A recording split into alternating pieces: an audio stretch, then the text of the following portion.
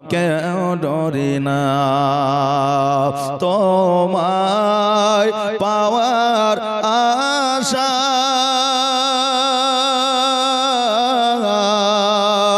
মন ছুটে যায় মদিনা তোমায় পাওয়ার আশা মন ছুটে যায় মদিনা এ আশিকে দিদার দাও না আর দূরে থাকিও না এ আশিকে দিদার দাও না আর দূরে থাকিও না হে রাসূল তোমায় ভালোবাসি অন্তরে শুধু মুখে নয় জান্নাতের আশায় নয় হে রাসূল জাহান্নাম কেউ ডরি না তোমার ওই নাম শুনিলে এই চোখে দেখলাম না তোমার নাম শুনিলাম এই চোখে দেখলাম না এই সুর যদি শুনে থাকো একবার দেখা দাও না এই সুর যদি শুনে থাকো একবার দেখা দাও না হে রাসূল তোমায় ভালোবাসি অন্তরে শুধু মুখে নয় জান্নাতের আশায় নয় হে রাসূল জাহান্নাম কেউ ডরি না যেদিন দিদার হবে আপনার সেদিন ঈদ হবে আমার যেদিন দিদার হবে আপনার সেদিন ঈদ হবে আমার এই মন তো আর মানে না একবার দেখা দাও না এই মন তো আর মানে না একবার দেখা দাও না হে রাসূল তোমায় ভালোবাসি অন্তরে শুধু মুখে নয় জান্নাতের আশায় নয় হে রাসূল জাহান্নাম কেউ ডরি না আল্লাহুম্মা সাল্লি সাইয়্যিদিনা মাওলানা মুহাম্মদ ওয়া আলা আলি সাইয়্যিদিনা মাওলানা মুহাম্মদ আলহামদুলিল্লাহ সমস্ত প্রশংসা সেই মহান করুণাময় আল্লাহ যিনার কুদরতে সারা বিশ্ব লালন ও পালন যিনি আপনাকে আমাকে এই পবিত্র মাহফিলে বসার কাউকে শোনার কাউকে বলার শক্তি বা সুযোগ দান করেছেন তিনারই শুকরিয়া আদায় করি সকলে উচ্চ আওয়াজে ভক্তি ভরে কি পূর্ণতা না করে একবার পড়ি আলহামদুলিল্লাহ তারপরে পরে আকা মাওলা জনাবে মুহাম্মদ রাসূলুল্লাহ সাল্লাল্লাহু তাআলা আলাইহি ওয়াসাল্লামের প্রতি লাখ কোটি দরুদ ও সালাম শান্তির ধারা বর্ষিত হোক অর্পিত হোক নাজিল হোক তাই সকলে আমরা আবারও পড়ি আল্লাহুম্মা আমিন আল্লাহ তাবারাক তাআলা আল কোরআনুল মাজিদের মধ্যে ঘোষণা করলেন, ইরশাদ করলেন, ফরমায়া দিলেন, বলে দিলেন, ওয়া আম্মা বিনি'মাতি রাব্বিকা ফাহাদ্দিস। আল্লাহ বললেন, বান্দারে তোমরা যারা আমার নিয়ামতের প্রশংসা করো, আমি আল্লাহ আমার প্রশংসা করা হয়। জোরে বলেন সুবহানাল্লাহ। আল্লাহ তাবারাক তাআলা জগতের মধ্যে যাবতীয় যাহা কিছু গাছপালা, নদী নালা, কীট পতঙ্গ দিয়েছেন, প্রত্যেকটা জিনিসই কিন্তু মানুষের জন্য নিয়ামত। জোরে বলেন সুবহানাল্লাহ। স্ত্রী সন্তানের জন্য নিয়ামত, সন্তান স্ত্রী স্ত্রী স্বামীর জন্য নিয়ামত, স্বামী স্ত্রীর জন্য নিয়ামত, সন্তান পিতামাতার জন্য নিয়ামত, পিতামাতা সন্তানের জন্য নিয়ামত। বিরাদার, আজকে জগতের মধ্যে আল্লাহ তাবারাক তাআলা বুদ্ধি দিয়ে, বিদ্যা দিয়ে, আপনার চেহারা দিয়ে আল্লাহ তাবারাক তাআলা জগতের মধ্যে এই মানুষকে সেরা করে পাঠিয়েছে। জোরে বলেন সুবহানাল্লাহ। আজকে এই মানুষ জগতের মধ্যে সর্বসেরা।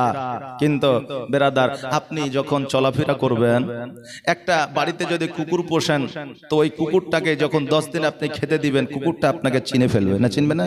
একটা বিড়ালকে যখন 10 দিন খেতে দিবেন, বিড়ালটা আপনাকে চিনতে পারবে।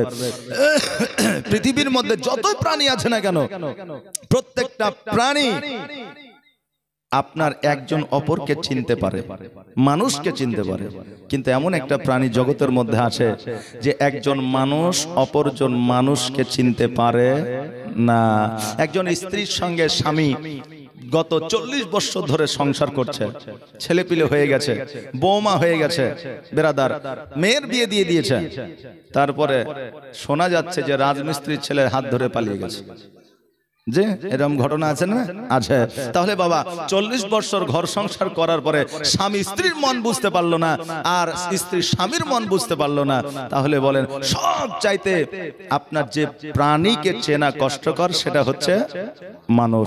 বাবাজি ভাইরা, আজকে আমাদের বর্তমানে বন্ধুত্ব মাশাআল্লাহ, আজকে আমরা জগতে এই পৃথিবীতে পশ্চিম বাংলার মধ্যে শুধু নয়, ভিন রাজ্যে আসাম, বাংলাদেশ, আমরা এই সমস্ত জায়গাতে আমরা প্রোগ্রামে যাই। ওবায়দুল ইসলাম জামালি আমার সঙ্গে যায়, আমি ওনার সঙ্গে যাই। তো আমাদের একটা অন্তর থেকে একটা মহব্বত আছে, থাকবে না কেন জি? আমরা তো একই থানার ভগবান গলার লোক, নাকি বলেন জি? তা আমাদের একটা অন্তরে মহব্বত আছে, আমাদের একটা সম্পর্ক আলাদা অন্যরকম আছে। এই জন্য পশ্চিম বাংলা যত আলেম আছে সকলেই জানে যে এদের মধ্যে একটা বন্ধুত্ব খুব গাঢ়ত্ব আছে, এটা সবাই জানে, এমনকি দর্শক বৃন্দ জানে। তবে বাবা, জগতের মধ্যে এমনও বন্ধু আছে, এক বন্ধু বুঝলেন একটা 4 চাকা কিনে ফেলাইছে হঠাৎ করে। 4টা বন্ধু রাস্তা দিয়ে চলে যাচ্ছে, এই কি ব্যাপার রে, গাড়ি কিনেছিস? তো বলছে তোদের দুয়াতে এখন গাড়ি কিনেছি। যাক মাশাআল্লাহ, তোর জন্য তো দোয়া করি। কিছু দূর আগিয়ে যে বলছে যে আমার দুয়া যদি তোকে লেগে যায় তো তুই গাড়ি কিনতে পারবি। বা কথা বলেন না, দোয়া তো করি এটা ঠিকই, কিন্তু তুই যাতে গাড়ি কিনতে না পারে সেই দোয়া করি। তা আমার দোয়া যদি লেগে যায় তো গাড়ি কিনা তো দূরের কথা, কারণ সাইকেলই কিনতে পারবে না। দোয়া লাগে না বলে তুই 4 চাকা কিনতে পেরেছিস, বেরাদার। তো এইরকম বন্ধু জগতের মধ্যে আছে। আজকে জগতে আমরা সৌন্দর্য পেয়েছি, চেহারা পেয়েছি। আজকে জগতের মধ্যে আমাদের জগতের মধ্যে অলংকার, আমার মা বোনেরা স্বর্ণ পেয়েছে, আমার মা বোনেরা রূপো পেয়েছে, আমার মা বোনেরা আপনার স্বর্ণের হার পেয়েছে, নাকি বলেন? মা বোনদের কাছে আছে। কিন্তু বাবা, আমি মায়েদেরকে বলবো, মারে আজকে ওই গলার হার, নাকের আপনার বালি, কানের আপনার কি বলে আপনার নূতন, তারপরে আপনার মাথার টিকা, এই সমস্ত স্বর্ণের যাবতীয় যাহা কিছু আছে সব কিছুরই চাইতে দামি হলো তোমার স্বামী। জোরে বলে সুবহানাল্লাহ। সব কিছুর চাইতে দামি হলো তোমার স্বামী।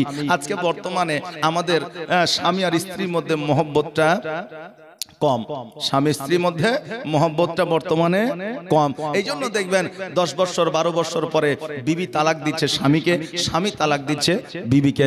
বিজ্ঞান রিসার্চ করে দেখছে বর্তমানে শুধু ভারতবর্ষ নয়, সারা পৃথিবীতে ডিভোর্সের আপনার সংখ্যাটা বেশি, ডিভোর্সের সংখ্যাটা বেশি। কিন্তু বাবা, আজকে যারা আমরা স্বামী বিবাহ করে স্বামীকে মেনে নিয়েছি, স্বামী স্ত্রীকে মেনে নিয়েছে, আমাদের মধ্যে একটা মানসিকতা রাখতে হবে যে আজকে যে সুন্দর চেহারা, আজকে যে অলংকার, আজকে যে স্বর্ণ আমরা পেয়েছি, এগুলোর কোনো মূল্য নাই। আচ্ছা, জগতের মধ্যে মূল্য নাই। আপনি বলবেন হুজুর, টাকা যার সম্মান তার, টাকা যার ডাক্তার তার, টাকা যার বিজ্ঞান তার, টাকা যার আলেম তার, এই কথা অনেকেই বলে, কিন্তু এটা ভুল কথা। বাবাজি ভাইরা, আপনার চাইনার একজন ব্যক্তি কোটি কোটি টাকা নিয়ে হাসপাতালে গিয়েছিল, সমস্ত চেক আপ করা হলো। চেক আপ করার পরে ওই আপনার ব্যক্তিকে বলা হলো যে আপনার ক্যান্সার ধরা পড়েছে। বলে আমি তো অনেক টাকা নিয়ে এসেছি, কোটি কোটি টাকা, একাধ নয় 80,000 কোটি টাকা নিয়ে এসেছি, মানে আমার যা সম্পদ, তা আপনি চাইলে পুরো টাকাটা আপনি নিয়ে নিতে পারেন, কিন্তু আমার চিকিৎসাটা করেন। ডাক্তার বলল যে আপনার শেষ স্টেজ চলছে, আপনাকে বাঁচানো সম্ভব নয়। সমস্ত টাকা ওই মেডিকেল হাসপাতালে ছিটিয়ে দিয়ে চলে এসেছিল যে আমি এতদিন ধরে যে উপার্জন করলাম, তা এই উপার্জনের মূল্য কি আছে, টাকার মূল্য কি আছে, সম্পদের মূল্য কি আছে।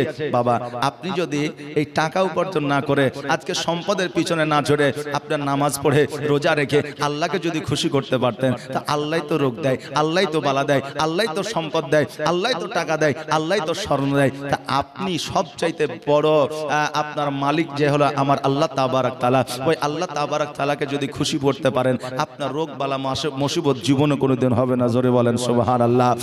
বাবাজি, ভাইরা আমার, মায়েরা, লক্ষ্য করে শুনবেন, আজকে জগতের মধ্যে আমরা 60 বছর, 70 বছর, 80 বছর বেঁচে থাকি। আজকে 60 বছর, 70 বছর বেঁচে থাকার জন্য আমরা যে টালি দিয়ে বাড়িখানা তৈরি করি, আমরা যে মার্বেল দিয়ে বাড়িখানা তৈরি করি, আমরা যে পাকা দিয়ে বাড়িখানা তৈরি করি, এই বাড়িখানা তৈরি করতে 6 বছর থেকে 7 বছর সময় লেগে যায়।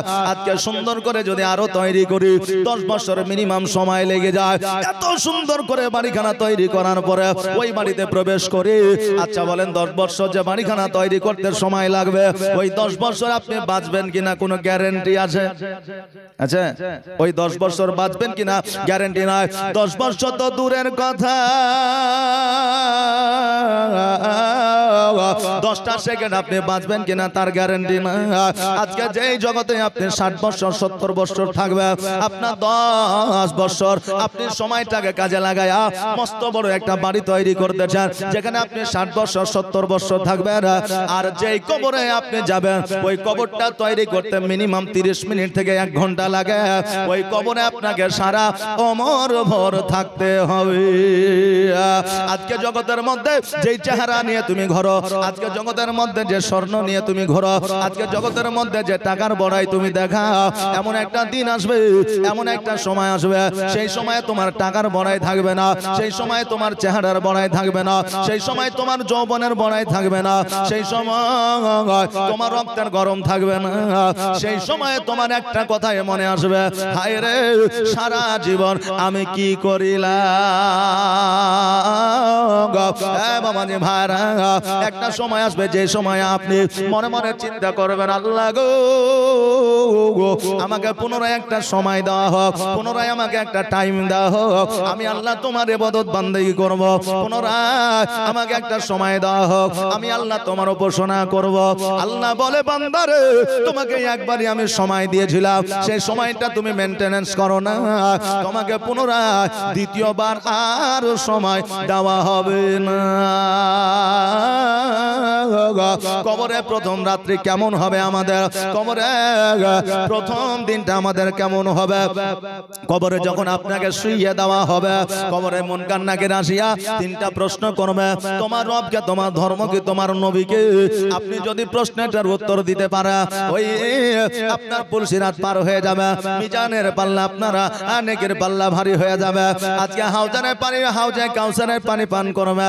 আর 3টা প্রশ্নের উত্তর যদি দিতে না পারে, ডান দিকের মাটি, বাম দিকের মাটি আপনাকে এমন করে চাপ দেবে, আপনার হাড় হাড্ডি গুলা আটার মতো পিসাই করে দিবে। জোরে বলেন সুবহানাল্লাহ। এত যন্ত্রণা, এত কষ্ট কেমন করে সহ্য করবি রে মা? আজকে জগতের মধ্যে শীতের দিনে, ঠান্ডার সময়ে আজকে ফজরের নামাজ তুমি আদায় করতে পারো না, আজকে শীতের দিনে তুমি ঠান্ডার জন্য ঠান্ডা পানি দিয়ে ওযু বানাতে পারো না, আজকে গরমের দিনে ঘরের মধ্যে রাত্রি বেলায়, রাত্রি 12টার পরে তাহাজ্জুদের নামাজ তুমি আদায় করতে পারো না, আল্লাহর দরবারে তুমি দোয়া করতে পারো না। আজকে গরমের ভয়ে, ঠান্ডার ভয়ে আমার নবী বলে, এই আমার উম্মত, উম্মতিরা শোনো, আজকে জগতের শীত তোমাদের কাছে কিছুই নয়, আজকে জগতের গরম তোমাদের কাছে কিছুই নয়। যদি তুমি এই জগতের ঠান্ডা শীত যদি সহ্য করতে না পারো, কিয়ামতের দিন ওই জাহান্নামের আগুন কেমন করে সহ্য করবে? জাহান্নামের আগুন বড় ভয়াবহ আগুন, যে আগুনে আপনাকে নিক্ষেপ করলে 70 বছর জাহান্নামের আগুনে পড়তে সময় লাগে। জোরে বলে সুবহানাল্লাহ। ও বাবাজি ভাইরা, মওত কাকে বলে? মওত আমাদের কেমন হবে? একটা আমার নবী পাক সাল্লাল্লাহু তাআলা আলাইহি ওয়াসাল্লামের সাহাবী গিয়ে বললেন, ইয়া রাসূলুল্লাহ, ইয়া হাবিবাল্লাহ, নবী গো, আজকে মানুষ যখন ইন্তেকাল করবে, নবী গো, মানুষের কি আঘাত যন্ত্রণা ব্যথা বেদনা হবে? নবী আমার বলে, এই আমার সাহাবীরা শুনে নাও, শুনে না, একটা উটকে হালাল না করিয়া ওই উটের চামড়া গুলোকে চাকু দিয়ে যখন তুমি ছিলবে, একটা উট চামড়া ছিলার যতটা ব্যথা অনুভব করবে, একটা নয়, দুইটা নয়, চারটা নয়, পাঁচটা নয়, 10টা নয়, 20টা নয়, 30টা নয়, 80টা উটের চামড়া ছিলিয়া যতটা 80টা উট ব্যথায় ব্যথিত হবে, একটা মানুষের যখন জান কবজ হবে কতটা ব্যথা অনুভব করবে। জোরে বলেন সুবহানাল্লাহ। বাবাজি ভাইরা, মানুষ যখন মারা যায় কুল পাতা গরম জল দিয়ে গোসল কেন দেওয়া হয়? কুল পাতা গরম জলে গোসল এই জন্য দেওয়া হয়, আপনার যখন মৃত্যু ঘটবে, ইসরাইল আলাইহিস সালাম আপনার জীবনটাকে, আপনার প্রাণটাকে যখন নিয়ে যাবে, আপনার শরীরটা ব্যথায় ব্যথিত হয়ে থাকবে, ওই গরম জল দিয়ে যখন আপনার শরীরটা আপনার ধৌত করে দিবে, অনেকটা ব্যথা থেকে আপনি আরাম পেয়ে যাবে। বাবাজি ভাইরা, আমার সাহাবীয়ে কেরামগণ আমার নবী মুস্তাফা সাল্লাল্লাহু তাআলা আলাইহি ওয়াসাল্লামকে বলে, ইয়া রাসূলুল্লাহ, ইয়া হাবিবাল্লাহ, নবী গো, তবে প্রত্যেকটা বান্দা বান্দির এই রকম কি কষ্ট হবে? আমার নবী মুস্তাফা সাল্লাল্লাহু তাআলা আলাইহি ওয়াসাল্লাম বলে, এই আমার সাহাবীরা, যারা মুমিন হবে, মুত্তাকি হবে, যারা সালিহ হবে, সালিহা হবে, তাদের এমন ভাবে জানটা কবুল হবে, যারা যন্ত্রণা ব্যথা বেদনা তো দূরের কথা, তারা তাদের মওত হয়ে যাবে, তারা জানতেও পারবে না। জোরে বলেন সুবহানাল্লাহ। মুমিন ব্যক্তির মৃত্যুর লক্ষণ হলো যারা মুমিন হবে, যারা মুত্তাকিন হবে, যারা সালিহ হবে, যারা সালিহা হবে, তারা যখন মরণ আপনার গ্রহণ করবে, তাদের যখন মওত হবে, তাদের কপালটা ঘেমে যাবে। জোরে বলেন সুবহানাল্লাহ। আর যারা বাবা মুমিন হবে, যারা মুমিনত্ব অর্জন করতে পারবে না, দেখবেন বাবা তাদের চোখ, তারা যখন মওত গ্রহণ করবে, তাদের কারো দেখবেন চোখ বাইরে হয়ে যাবে, কারো দেখবেন জিহ্বা বাইরে হয়ে যাবে, কারো পায়খানা হয়ে যাবে, কারো পেশাব হয়ে যাবে, অনেকে দেখবেন আপনার বমি করে দেয়, উল্টি করে দেয়, আপনার গলা থেকে যেন রক্ত বের হয়। কেন না, ইসরাইল আলাইহিস সালাম যখন আপনার প্রাণ পাখিটাকে নিতে যায়, তাদের প্রাণটা শরীরের মধ্যে ছোটাছুটি করে, কোন সময় পায়ের দিকে চলে যায়, কোন সময় হাঁটুর দিকে চলে যায়, কোন সময় পেটের দিকে চলে যায়, কোন সময় মাথার দিকে চলে যায়। তারা সহজে ইসরাইল আলাইহিস সালামকে আপনার ধরা দিতে চায় না। এই জন্য আমাদের অঙ্গ প্রত্যঙ্গে যেই সমস্ত জায়গাগুলো দিয়ে আমাদের অক্সিজেন আপনার নেওয়া দেওয়া হয়, যেই সমস্ত জায়গাগুলো দিয়ে হাওয়া বাতাস আপনার বের হয়, ওই সমস্ত জায়গাগুলোর মধ্য দিয়ে ইসরাইল আলাইহিস সালাম জান প্রাণ খানাকে বের করে নিয়ে আসে। এই জন্য অনেক মানুষের চোখ দুটো আপনার বের হয়ে থাকে, অনেক মানুষের জিহ্বাটা বের হয়ে যায়, অনেক মানুষের আপনার পায়খানা হয়ে যায়, অনেক মানুষের প্রস্রাব হয়ে যায়।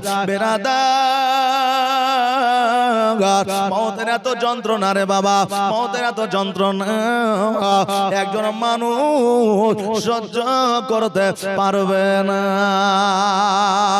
আল্লাহ তাবারাক তাআলা আল কোরআনুল মাজিদের মধ্যে ঘোষণা করলেন, খুলিকাল ইনসানু দাইফা।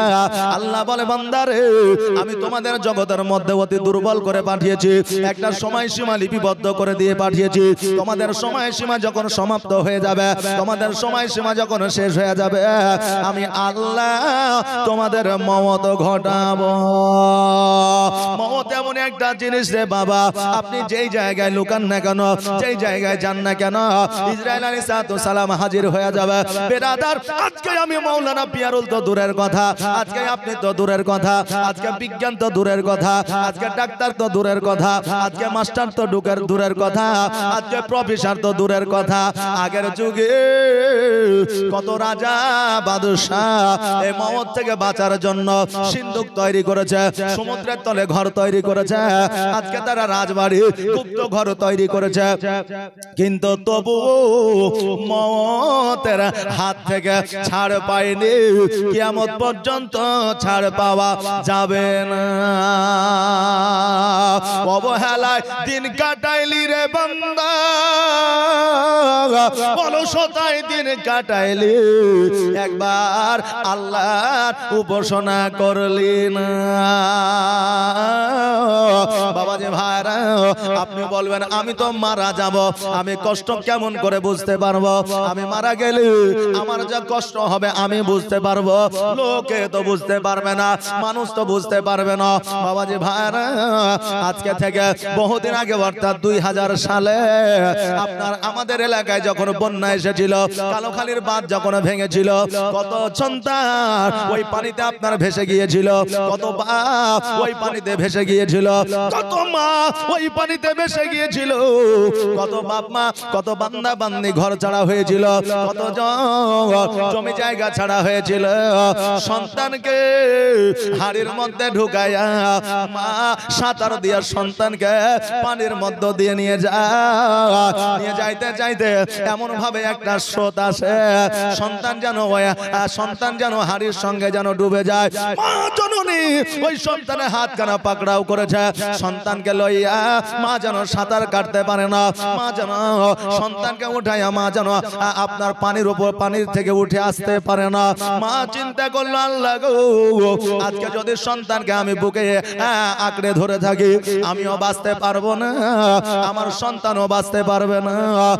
মা চিন্তা ভাবনা করিয়া ওই সন্তানের হাত কানা ছেড়ে দিল, নিজের মা নিজের চানখানা প্রাণখানাকে নিয়ে বাঁচাইল।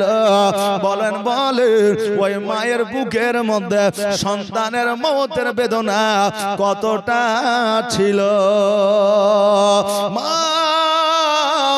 একজন মা বুঝতে পারে, যখন শিশু সন্তান যুবক সন্তান যখন ইন্তেকাল করে, বাপ যখন সন্তানের লাশটাকে কাঁধে করে নিয়ে যায়, সারা পৃথিবী বাপের কাঁধে উঠেছে, এটা ওই বাপ যেন বুঝতে পারে। আহারে, সন্তানের মায়া মমতা একমাত্র বাপ মায় বোঝে।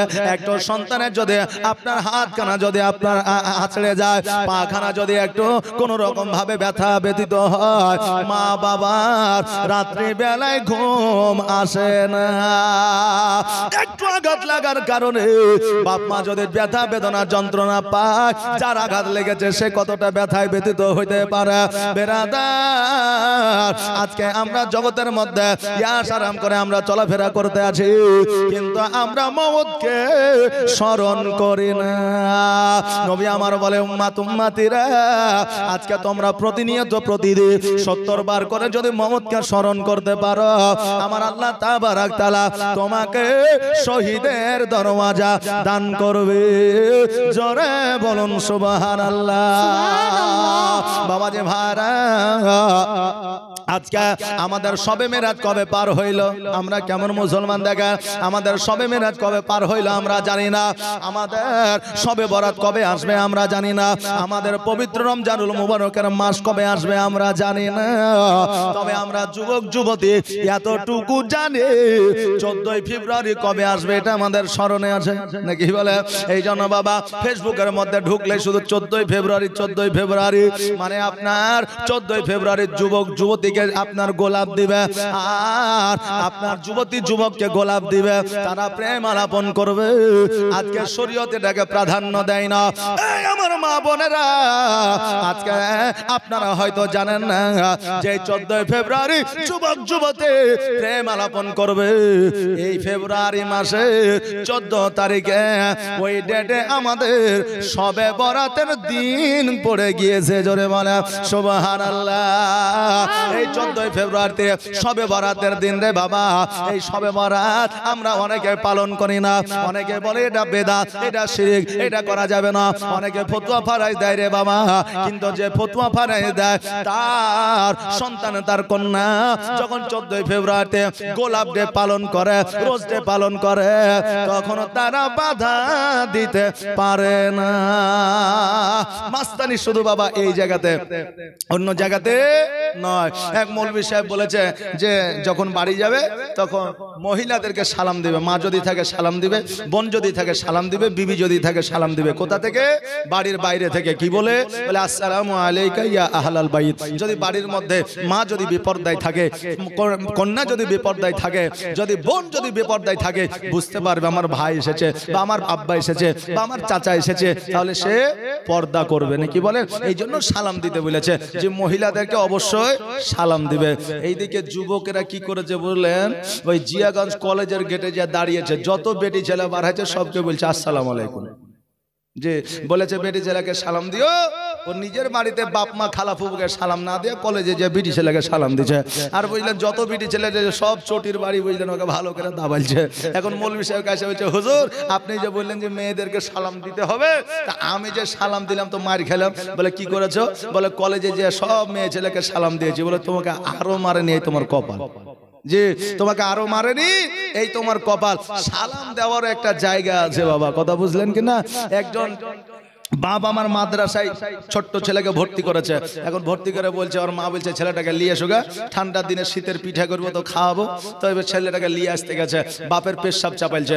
এবার বলছে বেটা একটু দাঁড়া, আমি পেশাব করে নি। এবার যখন পশ্চিম দিকে ঘুরে পেশাব করতে এসে বলছে আব্বা ওই দিকে পেশাব করে না। বলছে কেন রে বেটা? বলছে ওই দিকে কাবা ঘর আছে, হ্যাঁ ওই দিকে মুখ করে আমরা নামাজ পড়ি। আবার যখন অন্য দিকে পেশাব করতে এসেছে তো বলছে এই দিকে পেশাব করে না। বলে কেন? বলছে এই দিকে আমার পীর সাহেবের কবর আছে।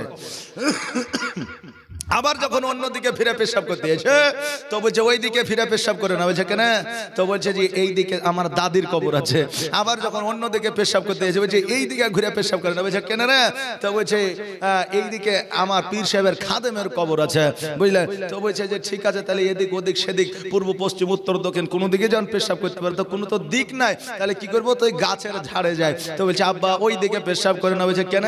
তো বলছে গাছের তলায় পেশাব করতে হয় না, গাছের তলায় পেশাব করতে হয় না। তো বলছে তোর নিয়ম আর পালন করা যাবে না, আমাকে আর বলিস না। বলছে কেন? তো বলছে এমনি হয়ে গেছে, মানে আমাকে আর অর্ডার করিস না, মানে ওই পূর্ব পশ্চিম উত্তর দক্ষিণের দরকার নাই, আমার এমনি পেশাব হয়ে গেছে। পেশাব কতদিন থেমে থাকবে বাবা? তো একটা প্রত্যেকটা জিনিসের একটা সময় আছে, একটা সীমা আছে। সীমা যখন অতিক্রম করে যাবেন তখন সেই আপনার কোনো না কোনো একটা দুর্ঘটনা ঘটবে। জালালউদ্দিন সৈয়দী রহমাতুল্লাহ আলাইকে জিজ্ঞাসা করলে হুজুর 20 কি জিনিস, 20 কি জিনিস? তো জালালউদ্দিন সৈয়দী রহমাতুল্লাহ আলাই বললেন যে মানুষ যেটা ব্যবহার করে যখন অতিরিক্ত ব্যবহার হয়ে যায় ওটাই হচ্ছে 20। জোরে বলেন সুবহানাল্লাহ। যখন অতিরিক্ত হয়ে যায় ওটাই হচ্ছে 20। এটা জালালউদ্দিন সৈয়দী রহমাতুল্লাহ আলাই কত সুন্দর কথা বললেন। বাপজি ভাইরা আমার মায়েরা, আজকে আমার নবী মুস্তাফা সাল্লাল্লাহু তাআলা আলাইহি ওয়াসাল্লাম গত 27 তারিখে মেরাজের রাত্রিতে নবী আমার ঊর্ধ্ব গমনে গিয়েছিলেন আর 5 ওয়াক্ত নামাজ আর 1 মাস রোজা নিয়ে এসেছিলেন নাকি বলে। তো এই রাত্রিতে আল্লাহ তাবারাক তাআলা আপনার এই 5 ওয়াক্ত নামাজ আর 1 মাস রোজাকে ফরজ করেছেন। জোরে বলেন সুবহানাল্লাহ। আমরা ওয়াজের মাধ্যমে বলে থাকি মেরাজের রাত্রিতে আমার নবী মুস্তাফা সাল্লাল্লাহু তাআলা আলাইহি ওয়াসাল্লাম ঊর্ধ্ব গমনে গিয়েছিলেন। নবী আমার জান্নাত দর্শন করেছেন, জাহান্নাম দর্শন করেছেন। নবী আমার আল্লাহর পয়গম্বরকে দর্শন করেছেন। নবী আমার আল্লাহ পাক রব্বুল আলামিনের আপনার ফেরেশতা বর্গকে দর্শন করেছেন।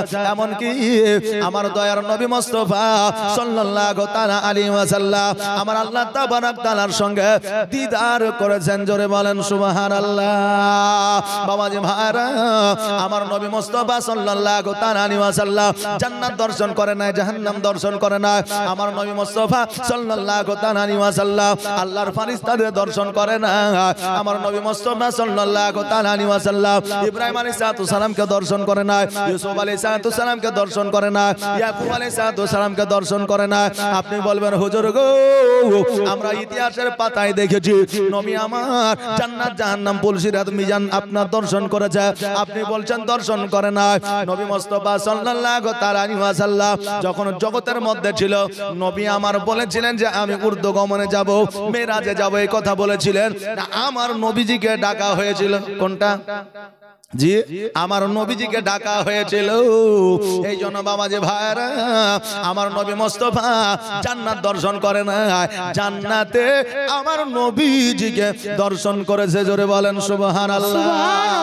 জাহান্নাম আমার নবীজিকে দর্শন করেছে। আজকে আল্লাহর পয়গম্বর ইয়াকুব আলাইহিস সালাম, ইব্রাহিম আলাইহিস সালাম, ইসমাঈল আলাইহিস সালাম আমার নবীজিকে দর্শন করেছে। জোরে বলেন সুবহানাল্লাহ। আর নবীর প্রেমিকেরা দিশেহারা মরণের ভয় করে না, প্রেম তো মরে না, প্রেম তো মরে না। প্রেম করেছে মুসা নবী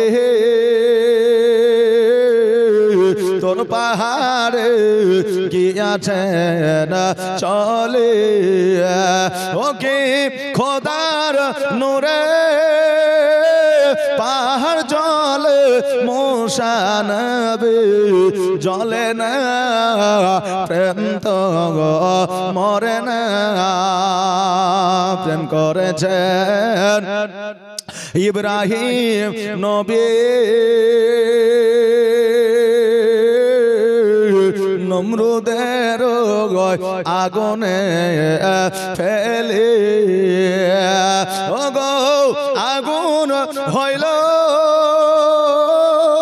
ফুল বাগিচা ফুল ইব্রাহিমের পশম জলে না, প্রেম তো মরে না, প্রেম তো মরে না। আল্লাহুম্মা সাল্লি সাইয়্যিদিনা মাওলানা মুহাম্মদ ওয়ালা আলি সাইয়্যিদিনা মাওলানা মুহাম্মদ। ও বাবা যে ভাইরা, আমার মায়েরা, আমার নবী মুস্তাফা সাল্লাল্লাহু তাআলা আলাইহি ওয়াসাল্লাম মেরাজের রাত্রিতে মেরাজ কমপ্লিট করে যখন জগতের মধ্যে আসলে, আমার নবী মুস্তাফা সাল্লাল্লাহু তাআলা আলাইহি ওয়াসাল্লামের সাহাবীরা জিজ্ঞাসা করে, ইয়া রাসূলুল্লাহ, ইয়া হাবিবাল্লাহ, নবী গো আপনি জান্নাত দর্শন করেছেন, জাহান্নাম দর্শন করেছেন, নবী গো জান্নাতে মানুষ বেশি আছে না জাহান্নামে বেশি আছে? নবী আমার বলে, সাহাবীরা শোনো রে, জান্নাতের চাইতে মানুষ বেশি জাহান্নামের মধ্যে আছে। জোরে বলেন সুবহানাল্লাহ। নবী আমার বলে, সাহাবীরা শোনো রে, তবে জাহান্নামের মধ্যে পুরুষের চাইতে নারীরা বেশি জাহান্নামে আছে। সাহাবীরা বলে, ইয়া রাসূলুল্লাহ, ইয়া হাবিবাল্লাহ, নবী গো পুরুষের চাইতে নারীরা বেশি বেশি করে আল্লাহর উপাসনা করে, নারীরা বেশি বেশি করে নামাজ পড়ে, নারীরা বেশি বেশি করে রোজা রাখে, নারীরা বেশি বেশি করে দান খায়রাত করে। একটা বাড়িতে যখন ফকির মিসকিন যায়, পুরুষে ভিক্ষা দেয় না, মহিলারা দেয়। কে দেয়? মহিলারা দেয়। দান খায়রাত মহিলারা করে। রমজান মাসের আগে সবে মেরাজে আপনার নফল ইবাদত আছে, এই নফল ইবাদত পুরুষের চাইতে নারীরা বেশি করে। সবে বরাতে নফল ইবাদত পুরুষের চাইতে নারীরা বেশি করে। বেরাদার, কুরবানিতে যে রোজা রাখতে হবে, ওই রোজাটাও আমার মা বোনেরা রাখে। অতএব সাহাবীরা বলে, ইয়া রাসূলুল্লাহ, আজকে নারীরা বেশি বেশি করে ইবাদত করে, নারীরা বেশি বেশি করে নফল নামাজ আদায় করে, তবুও এই নারীরা বেশি জাহান্নামের মধ্যে কেন আছে? নবী আমার বলে সাহাবীরা শোনো রে, নারীরা বেশি বেশি জাহান্নামের মধ্যে এই কারণে থাকবে, বেশি নয় তিনটা কারণে নারীরা জাহান্নামী হবে। সাহাবীরা বলে ইয়া রাসূলুল্লাহ তিনটা কারণ কি কি কারণ বলে? আমার নবী বললেন প্রথম নম্বর কারণ হলো মা বোনেরা নারীরা স্বামীদের কথার অবাধ্য হয়ে চলবে, স্বামীদেরকে গালিগালাজ করবে, এক নম্বর কারণ হবে এটা। দ্বিতীয় নম্বর কারণ হইবে নারীরা গীবত করবে, তৃতীয় নম্বর কারণ হইবে নারীরা বেপরদায় তারা চলবে। জোরে বলেন সুবহানাল্লাহ। তিনটা কারণ, এক নম্বর হলো স্বামীর কথা অবাধ্য হওয়া, দ্বিতীয় নম্বর হলো বেরাদার বেপরদায় চলা, তৃতীয় নম্বর হলো গীবত করা। এই তিনটা কারণে নারীরা বেশি বেশি জাহান্নামী হবে। বেরাদার সামনে আজকে ফেব্রুয়ারি বাবা 6 তারিখ, সামনে 14 তারিখ হলো শবে বরাত। শবে বরাতের পরে পবিত্র রমজান মাস।